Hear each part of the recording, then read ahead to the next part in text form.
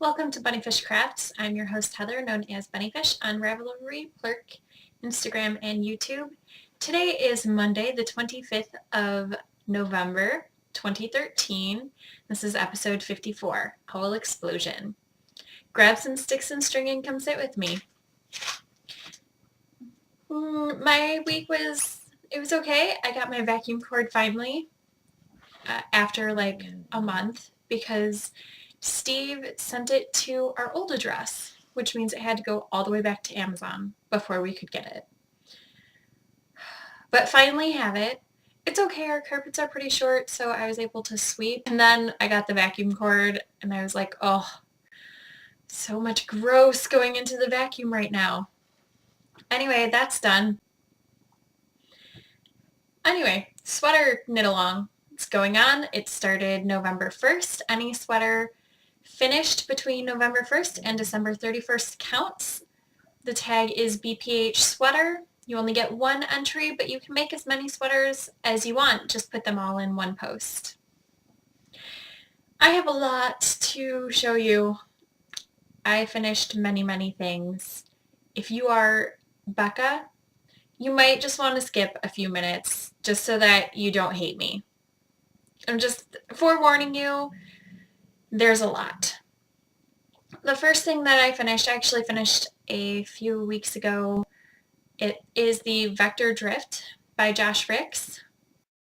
I used Red Heart Super Saver in plum and Karen 1 pound in black so that the hat would match the mitts that I made her.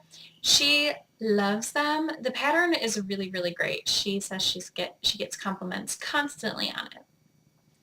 I used US size 8, which is 5.0 millimeters for that hat. Let's show you things that you can actually see, not in a picture. I'm surprised that these are here actually. It's Share Time by Jenna Meyer. And I made these for my boyfriend, so they're just a skosh loose on me. His hands are just slightly bigger.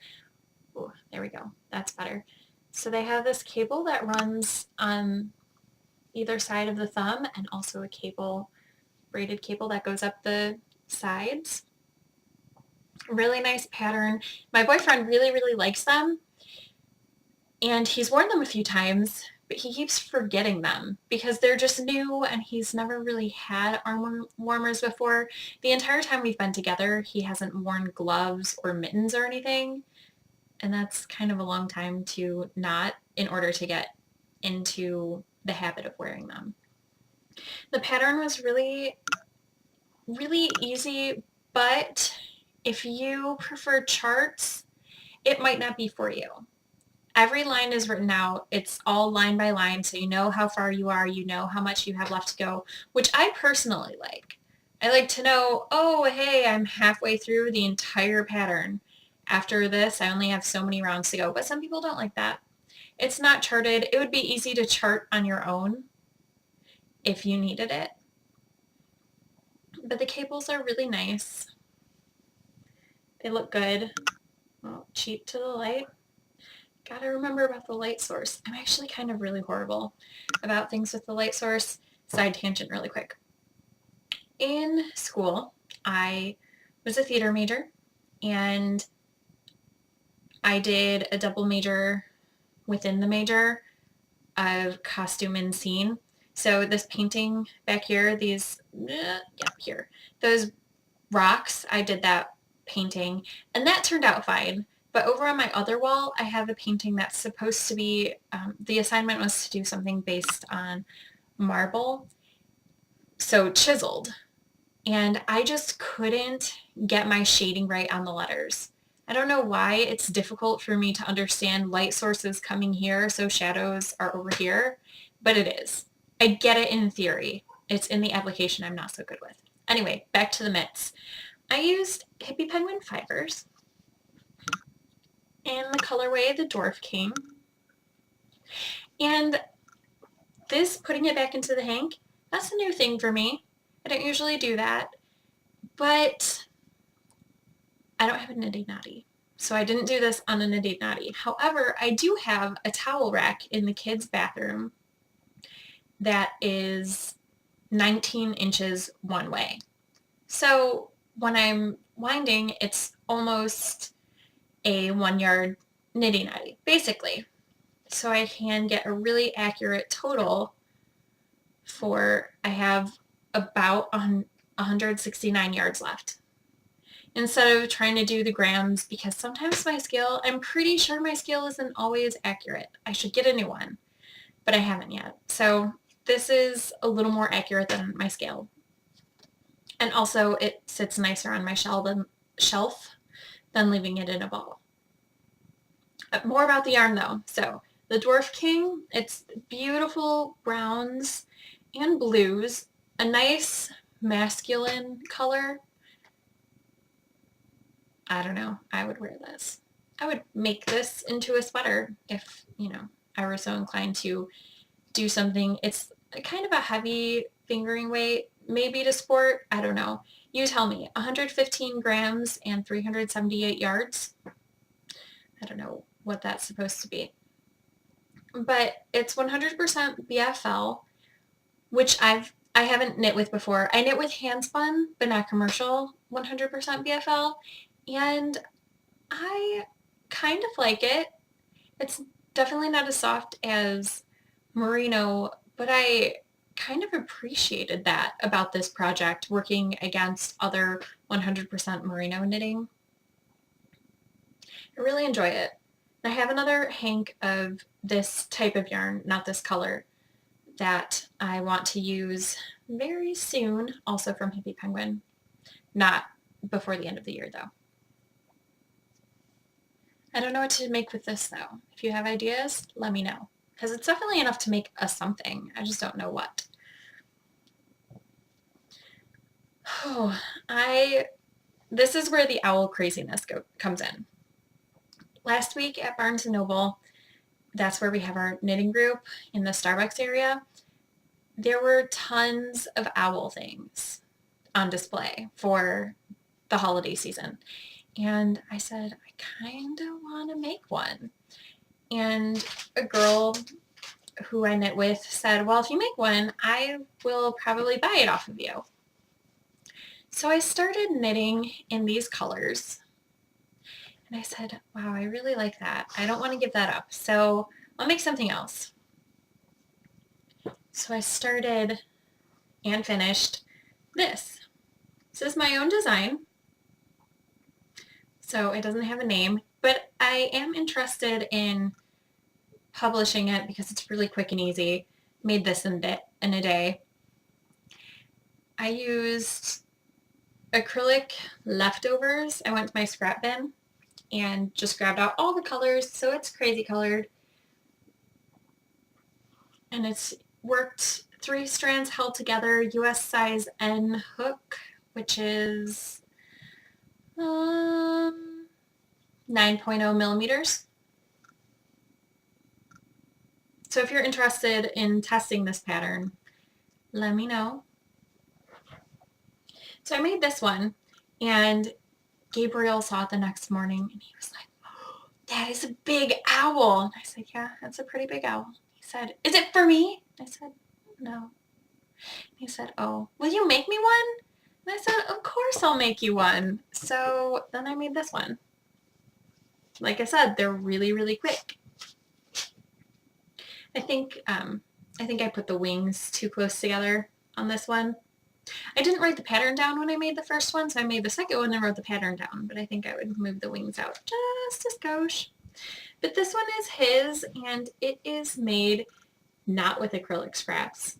I let him pick yarns from my acrylic bin, and he picked Karen 1 Pound in teal and Karen Simply Soft in coffee. And the last one is, I believe it's TLC Essentials Earth and Sky, but I lost the ball band. So that's his owl.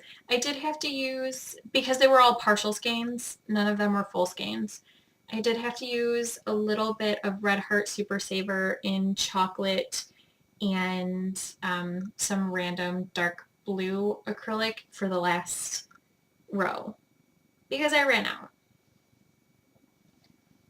But I think it turned out fine, and he thinks it's awesome. So, upcoming pattern, maybe, if people are interested in it. If not, then I just won't, whatever.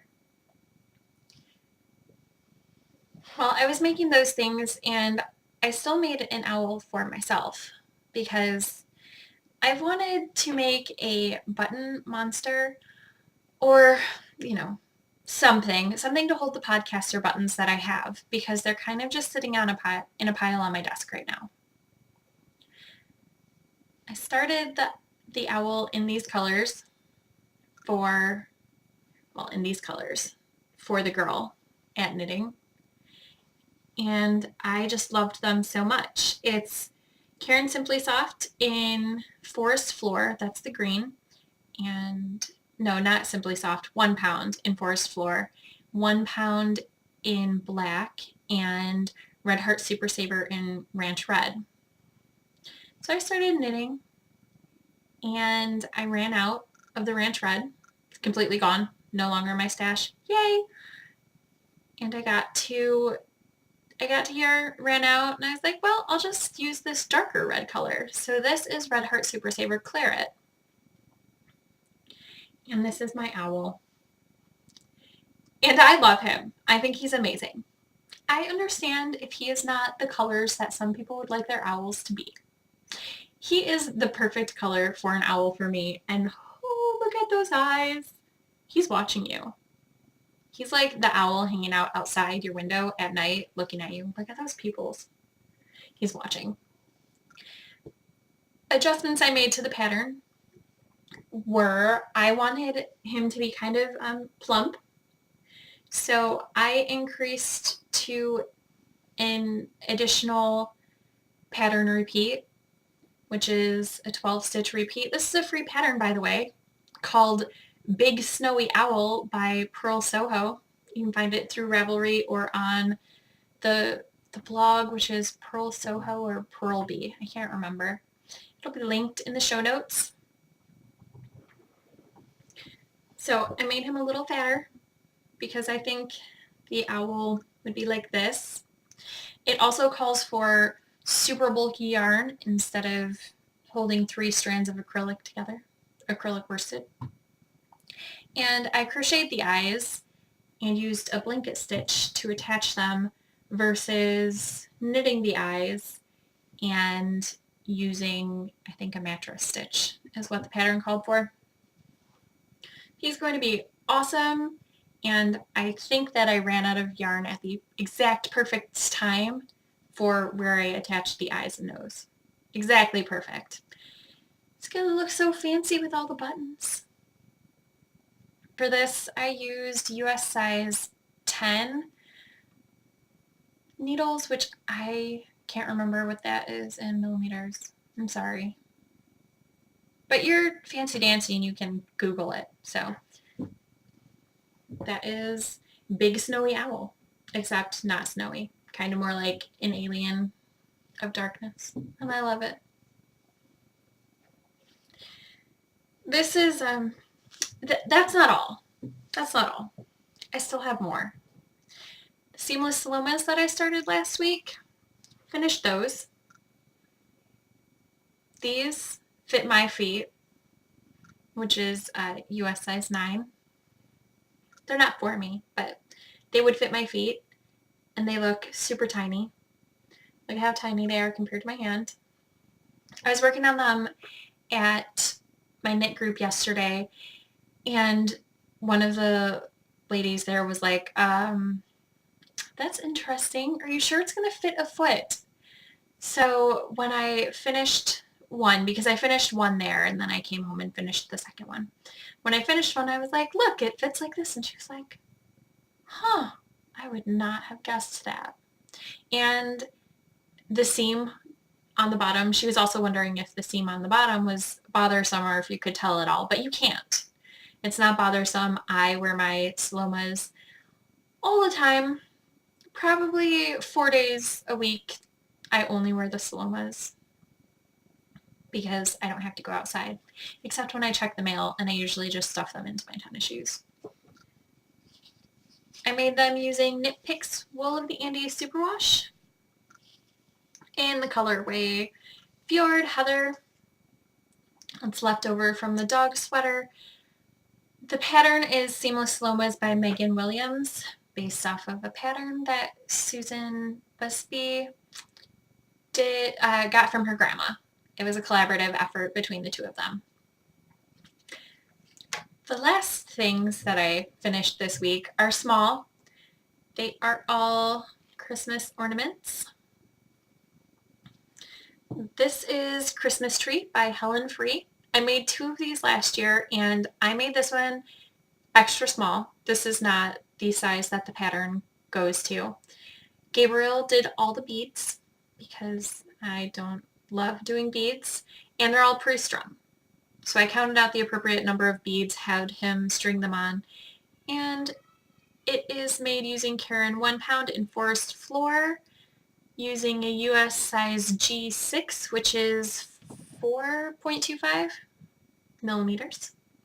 I made a little hanging tree using indie dyed cotton. I don't know where it came from. I found a thread on Ravelry a year ago, and a woman was destashing a bunch of indie dyed yarn to make room for her son's family who was going to move in with her. And she was destashing for a story. So you told her a story and she sent you a bag of yarn. Well, this is some of the yarn that came to me. This is, it comes from Christmas Ornaments by Joanne Lowe. It's free. You can find it through Ravelry. It's a blog post with a handful of ornaments. I liked the tree, so I went with the tree. I did not do the outline. It calls to do an outline in white, and I just didn't want to. I liked it like this. So here's my tree. It's curling a little. I'm sure if I actually blocked it, that would stop happening, but I haven't. I made a pair of mittens using the Smitten Mitten pattern by Emily Ivy. These are knit on US size 3.25 millimeter needles, and I used Caron 1 pound in Forest Floor and Red Heart Super Saver in Plum to make those, so those can hang on a tree. And I made Christmas Wreath by Crafty Alien. I used Knit Picks Wool of the Andes Superwash in red and grass, and this is worked using a size F hook, which is not written down. It calls for a size E, but I loaned my size E to Melissa, and she hasn't given it back yet. So I went with a size F. I think it turned out pretty cute anyway. None of these ornaments are for me. I'm sending all of these ornaments away, but you'll probably see more ornaments between now and Christmas because we have maybe 10 ornaments. I've just never been in a permanent place long enough to feel like I want to start collecting ornaments, so I haven't bought any. And I didn't make any last year, or I've never made any for myself. Well, except for the stuff that you make in kindergarten and stuff. So I want to make some ornaments for our trees. We have 2 trees. We have a small one and a big one. And I would like them to have ornaments. They're pre-lit, so that's taken care of. But I don't have any. And I don't want to drop a lot of money on Christmas ornaments all at once just so I can have a full tree. So I'm going to start making some. You'll probably see those coming up. That does mean that the things that I'm about to show you are not so impressive. I didn't do a lot of spinning this week. I just didn't. So that helped with the finishing of the crocheted and knit objects. As I said I wanted to last week, I got through the toe on these socks. Both have toes going. They're kind of in an awkward place right now. I stopped in the middle of a hexagon on both of them, so I can't really show you, but the toes are done. I think you can tell that the toes are done.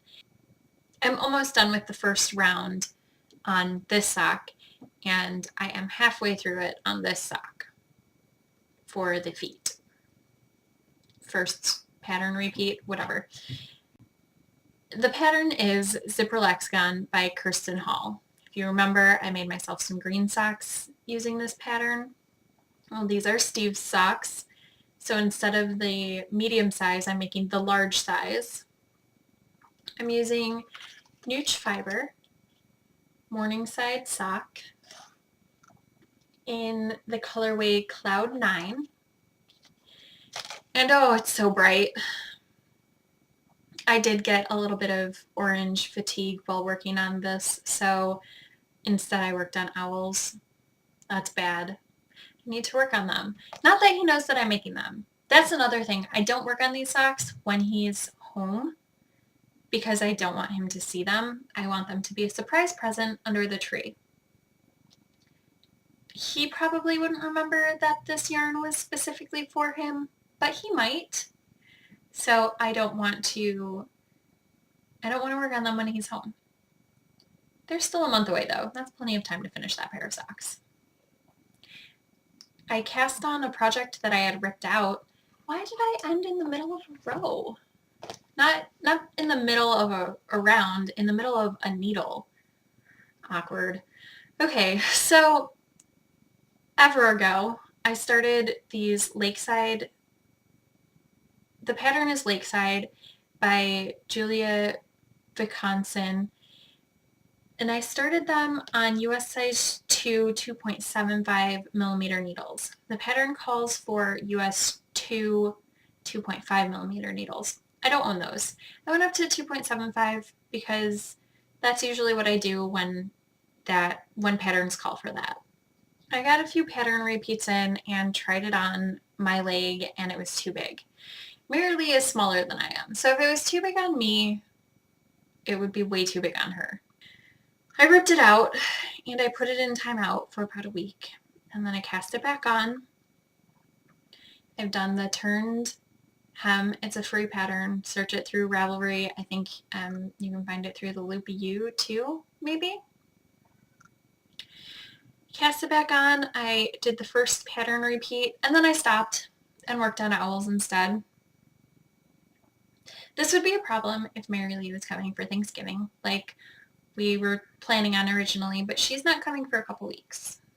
Early to mid-December is what has been decided. So all sense of urgency was just stopped.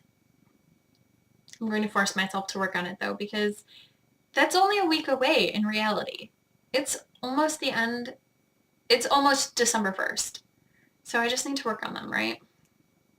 I'm using Premier Serenity sock in the colorway Navy. This is not a navy. I would say it is a charcoal gray, but what they call charcoal gray is a light gray. We've had this discussion before in previous podcast episodes. So this is how far I am. Not super far, but it'll get there eventually. Hopefully in the next couple weeks. Now that I have a lot of these small projects out of the way, I will be working on a lot of socks and spinning in the coming month. I think I have one more small project to go, and then socks and spinning like a crazy person. Not including this next project that I'm going to show you. One more small project to cast on, and one set of arm warmers. Isn't this pattern fancy? Can't tell what it is. I am, 7 rows into it. This is Spatterdash Wrist Warmers by Dagma Mora. It's a free pattern on Knitty, and they will look extra fancy next week when you can actually see what's going on, but they look like nothing right now. That's what happens sometimes when you cast on new things, when you finish a bajillion things in 1 week. I'm using Vesper Sock in Hellfire. I got this from a friend. This is the yarn that came to me in a big yarn vomit. So it was attached to this. The yarn vomit was attached to this little mini cake. and I wound a bunch of balls out of the rest of the yarn because it was cut off of the Swift. A few strategic cuts, nothing horrible. There were definitely usable large balls of yarn, but it is a stripy yarn, which will be interesting in this Spatterdash pattern. I didn't see a lot of stripy yarns used for it. I saw a lot of variegateds, but I'm not afraid of using stripy yarns where people haven't used stripy yarns before. Back when I used to use stripy yarns a lot, I used to do that a lot. So next week, hopefully they'll look like something, but they don't look like anything right now. Vesper yarn, I am finding, like most people have found, it is very thin. The pattern calls for US size 1, which is the smallest size that I have, so that's what I'm going with. But I was having a problem with the size of it. I actually cut out 10 stitches from the smallest size in order to hopefully make a wearable mitt. If not, I'll fudge with the pattern when I get closer to it, but it was just way too big. The way it works is you knit this part flat and then you make a flap that goes over, and I think you can tell. See how it doesn't quite come around my hand? Well, before I took out those 10 stitches, it was connecting perfectly around my hand. And you're supposed to have a decorative flap, so that obviously wasn't going to work because you pick up the stitches to make the flap, so it's not like you just sewed it on randomly. So I cut out those 10 stitches and it seems to be going fine, but again, I'm only 7 rows into it. Hopefully it'll look fabulous next week when you see it. Those are for my mommy for Christmas. Not really a deadline on those though, because I am not actually seeing my mom this Christmas. My sister is coming down and she will transfer the presents. Okay, so I'm going to talk about new things and I'm going to talk about the other things that I'm working on. I did do a little bit of spinning. Everything got touched, but it didn't get a lot of touching. I got a box from my friend Becca, and it was over 10 pounds, partially because she sent me her CD collection, which is fantastic because our SUV has a CD player and I don't have a CD collection. So this is going to be perfect for road trips. And it's got a lot of CDs that I used to have that were broken or stolen or all of the bajillion things that happen when you're in high school and college and moving every year. So she sent me that. She sent guitar strings to use as blocking wires, which is nice because I didn't have blocking wires or guitar strings. Also in the box, there's this, which is a counter for, I think it's used for fishing poles in, what it's made for, but I'm going to use it to measure yardage, which is exciting. And this is to get the fuzzies off of sweaters, I believe. That's what Josh told me when I asked him what it was, because we were in a vacation together, and I didn't know what it was. She sent some notebooks for the kids and some earrings for Mara, should she choose to get her ears pierced when she's older. Lotion, body wash. Oh, the lotion is from Wolf Farms, and I'm sure if you've listened to any podcast ever, you've heard about Wolf Farms, but their stuff really does smell amazing. I got the pumpkin spice. Well, she got the pumpkin spice and didn't like it so much, but I think it's amazing. It smells exactly like pumpkin pie, which I am in love with. So the other things, she sent me this yarn to make her a button monster. It is Red Heart Boutique, Unforgettable, in the colorway Dragonfly. Gorgeous colors. So I'll be making this into a button monster in the nearish future, after the new year probably, but still soon. Sent me that, and then to stuff the button monster, she sent me a whole bunch of fiber that she's not interested in. Some Romney, some mystery fiber that is unlabeled, merino, alpaca,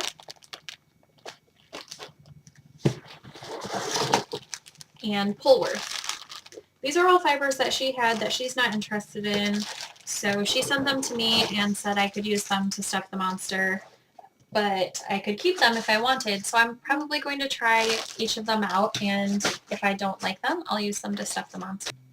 Also inside the box, a whole bunch of craft eyes, so that her monster can have eyes, and she doesn't make toys, so she just sent me the rest. And probably the things that are most exciting for me, personally, this is an Ashford spindle, and it is a big guy, kind of on the heavy side, perfect for plying. I didn't have a plying spindle. Perfect, right? And the last thing in the box is the other thing that I started working on this week. It's not a new project because I am making this ply to go with this ply and the pink and blue ply that I did. So this is just the third ply of the 3, and it is, let's give you the information on the fiber really quick. This is Jehovah Jireh wool. It's just 100% wool. It's just a small ball, and it's spinning up fine on my Golding spindle. She sent me her Golding spindle. She has decided that she doesn't like drop spindling anymore. She has a wheel. She's perfectly happy with that, and yeah. Now I have this little tiny Golding spindle, and it spins forever, and it spins super fast.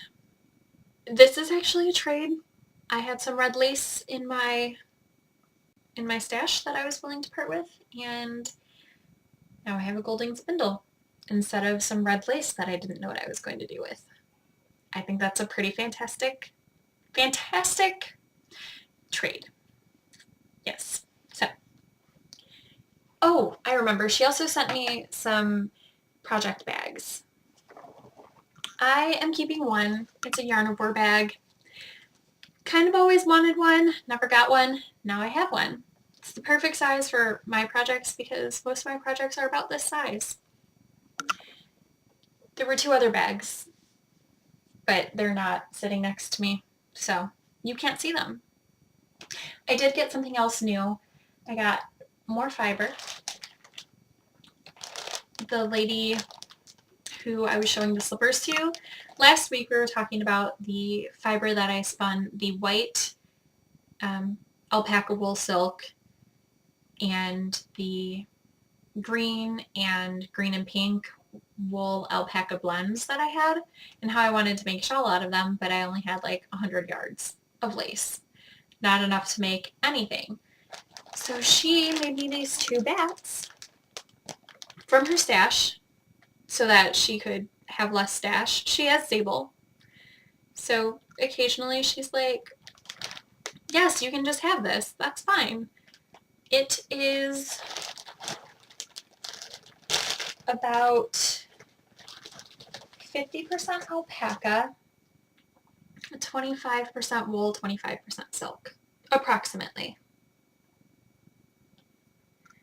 It's this gorgeous brown color with these whites, which I think will gray it up a little. The white silk will gray out the brown alpaca. So that's going to be gorgeous. And I think it'll look really nice with the greens and the white, green and pink and white. So I'm really excited to start spinning that, but not immediately. Obviously, 3 spinning projects, I don't need a 4th. Also, I don't have a spindle for a 4th. I guess I could if I stopped and took the yarn off, but no. No, I have to get other things done. Okay, let's get to the 3 things. Thanksgiving is going to be a little bit for me because for the first time in my life, I am not seeing family. My friend was supposed to come down for Thanksgiving, and now she can't. So, yeah, it's the first time ever that I'm not going someplace, and I am not having someone come to my place. Kind of bummed about that. We still bought enough food for a feast, so we'll just be eating Thanksgiving for 3 days straight. Which brings me to my 3 favorite Thanksgiving foods. Mashed potatoes. Homemade mashed potatoes. I'm a little bit lazy. I don't like to go through the effort for homemade mashed potatoes most of the time. On Thanksgiving, I do it. The peeling of the potatoes, the cutting them up, mashing, boiling then mashing with milk and butter and deliciousness. That is probably what makes my Thanksgiving plate. I went to Thanksgiving once and there were no mashed potatoes. How do you have Thanksgiving with no mashed potatoes? I love cranberry relish. I'm not even picky over whether it's out of a can or homemade, but I do have a really awesome homemade recipe, and I'm going to just go ahead and put the recipes for these 3 things in the show notes so that you can see them in case you want to try something out this week. And the last one is pumpkin cheesecake.